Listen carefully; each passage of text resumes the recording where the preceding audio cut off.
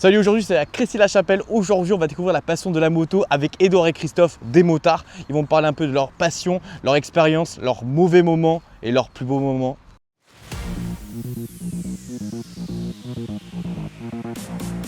Ça va Edouard, tu vas bien? Très bien, et toi? Tranquille. Dis-moi Edouard, ça fait combien de temps que tu fais de la moto?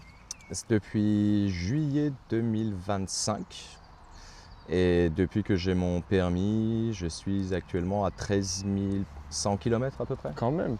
Qu'est-ce qui t'a poussé à vouloir faire de la moto? L'histoire, elle remonte de loin.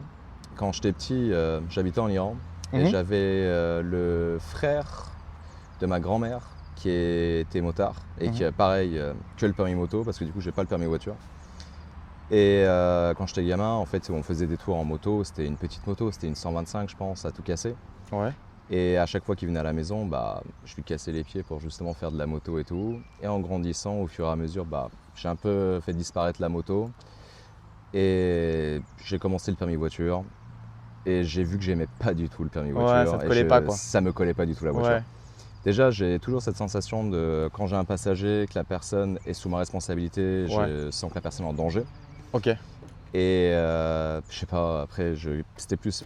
Mon kiff, c'était plus la moto et en fin de compte, permis moto. Ouais, permis moto. Et c'est quel type de permis qu'il faut avoir pour faire C'est de la le moto? permis A. Quand tu passes le permis moto, Ouais. d'abord tu es en A2 pendant 2 ans. Ouais. Ensuite, tu fais ce qu'on appelle une passerelle. C'est un stage de 8 heures à tout péter, je pense, de mémoire. Et ensuite, tu peux passer en permis A. Du coup, ça fait que tu as un full cylindré au niveau de ta moto. Là, par exemple, moi, c'est une grosse bête du coup. C'est ça. Ok. La moto, moi de base, elle a 86 chevaux, si je te dis pas de bêtises, de mémoire. Ouais. Là, actuellement, je suis bloqué à 47. Toutes les personnes qui passent le permis moto, même s'ils ont des grosses motos, Ouais. ils seront bridés à 47 chevaux. Après, tu as différents types de bridage. Tu as les bridages poignées et tu as les bridages moteurs aussi. Tu connais combien de types de motos? Qu'est-ce qu'il y a comme type? Alors, il y en a plein. Où tu as les sportifs, tu as les roadsters comme celui-là, tu as les ultra sportifs, tu as tout ce qui va se ressembler plus à des scooters. Tu as les modèles qu'il y a par exemple Cédric où c'est un peu des tout-terrain. C'est quoi le nom? Du trail. Et tu as les crosses. Donc il y a pas mal de choix pour tout type de conduite en fait. C'est ça. Tu as par exemple tout ce qui va être les bobbers, on appelle ça, un peu comme les styles Harley. Où tu as les pieds un peu plus à l'avant quand tu es installé sur ta moto. Ou plus par exemple sur les roadsters, tu as les pieds plus droits. D'accord. Et tu as une position plus droite. Et tu as sur les sportifs où tu as vraiment le corps qui est posé au niveau de ton réservoir et que tu as les pieds plus à l'arrière. Et c'est quoi le matériel obligatoire, l'équipement obligatoire qu'il faut avoir pour faire de la moto? Tu vas avoir les gants et le casque. Et l'optionnel? Optionnel, du coup tout ce qui va être cuir, pantalon, chaussures, les protections, la dorsale et autres. En France, tu peux littéralement conduire en caleçon, pieds nus, à partir du moment où tu as ton casque et tes gants. Génial. Quel a été ton meilleur moment lors d'une conduite? Lors d'une conduite, c'était il y a, je dirais, quelques mois de ça. Je suis sorti j'étais parti voir mon père dans le Nord. Ouais. Et mon père était un ancien motard aussi. Cool. Très peu, mais il conduisait quand même. Il avait une cross quand on était en Iran. Ouais. Et là, il s'est pris un petit M-Max. Intéressant, c'est un petit scooter un peu de ville et en même temps, tu peux quand même te balader. Il a plus trop envie d'être sur des gros trucs, on va dire. C'était conduire avec mon père du coup. Parce que quand j'étais petit, on sortait de la maison pour aller faire du vélo. Je sais toujours pas faire de vélo quoi. Mais du coup, c'est drôle de voir que je sais faire de la moto. Le plus dangereux, Et quel a été le moment où tu as frôlé la mort? C'était quoi? L'un des pires moments que j'ai eu, c'était un soir rentrant du boulot. Je prends l'autoroute.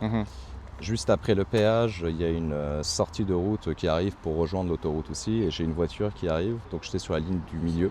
Ok. La voiture devant moi, elle commence un peu à zigzaguer et tout. Je commence à me dire, ça craint, je vais essayer de le dépasser. Je me mets sur la ligne de gauche pour pouvoir le dépasser. Oui. Au même moment, il tape dans le muret de l'autoroute et il repart. Et en fait, au moment où il a tapé, j'ai réussi à l'esquiver. Quand il a tapé dans le mur, je me suis chié dessus. Tu m'étonnes. J'ai pas pris la moto le lendemain. Bah oui, tu m'étonnes. Pendant 2 jours, je sais plus de mémoire. Bien sûr. Mais je suis rentré, tête froide, sang froid aussi. Ouais. Une fois que je suis descendu de la moto, j'ai commencé à trembler. Je me suis dit waouh. Et après, t'as plus ce sentiment-là de peur? Si, bien sûr. À chaque fois que tu montes sur la moto, entre nous, ça arrive tous les jours même que j'ai des gens qui me coupent les stops, les gens qui s'engagent dans les ronds-points et autres. Ça, Christophe, tu vas bien? Oui, et toi? Ouais, ça va, Chris. Dis-moi, ça fait combien de temps que tu fais de la moto? De la moto, ça fait on va dire une vingtaine d'années que je fais de la vraie moto. Ouais. Maintenant pendant une bonne dizaine d'années avant, c'est-à-dire dans les années 2000, j'ai roulé avec un 125. Ok. C'est là que je me suis fait la main, c'est là que j'ai appris vraiment à gérer le deux roues. Ouais. Maintenant, du deux roues, j'ai commencé à en faire franchement dans les années 80, fin des années 80, début 90. Je roulais en 103 chrono pour ceux qui connaissent.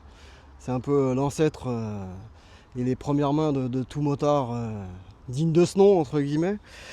Après, j'ai roulé un peu comme tout le monde, hein. J'ai commencé à passer le permis.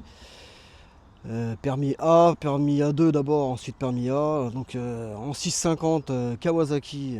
Kawasaki, ok, c'est constructeur quoi? C'est japonais ça? Tout à fait. Cool, cool. Comme Yamaha, comme Honda. Bah là, ça fait quelques années maintenant, ça doit faire 4 ans que j'ai mon 800. Ouais. Ça... Là, on se fait plaisir. Là, ça roule. Là, ça roule pour de vrai. Quand tu tournes la poignée, t'as intérêt à t'accrocher au guidon. Ça marche. Et Chris, dis-moi, c'est quoi ton meilleur moment lors d'une conduite? C'était quoi? T'as un souvenir à nous raconter? Mon meilleur moment récent en moto, ça a été un road trip en fait, ce qu'on appelle un road trip de Noël avec, on va dire 200 motards. On quand même. On a roulé pour aller récolter dans différentes communes des cadeaux qui étaient destinés à des enfants malades. Stylé. Dans différents hôpitaux. Stylé, ouais. Donc on a eu l'hôpital de Jossigny, l'hôpital de Meaux, entre autres. Et 200 motards. là, on était un bon groupe, dont certains collègues, Cédric, Farouk. Ouais, stylé. Et faut avouer que c'était un certain plaisir, non pas pour le coup de faire de la moto, mais de voir les enfants qui étaient ravis eux de voir autant de motos et qui nous faisaient coucou, sachant qu'on leur apportait des cadeaux, quoi. On était des Pères Noël sur deux roues. Les Pères Noël motards, c'est cool. C'était ça. Et Chris, dis-moi, est-ce que tu as un moment où tu as frôlé la mort, un moment un peu... Un moment où j'ai frôlé la mort, c'était avec un... Pas très puissant, c'était avec un 125, donc j'avais pas suffisamment, on va dire, autant d'expérience qu'aujourd'hui. Je suis arrivé sur un rond-point, pas très vite spécialement, mais pour moi, la voiture qui était sur le rond-point allait sortir du rond-point, ce qui n'a pas été le cas. J'ai fini sur le capot de la voiture, j'ai roulé par-dessus. En soi, rien de grave, à part, on va dire, des dégâts matériels.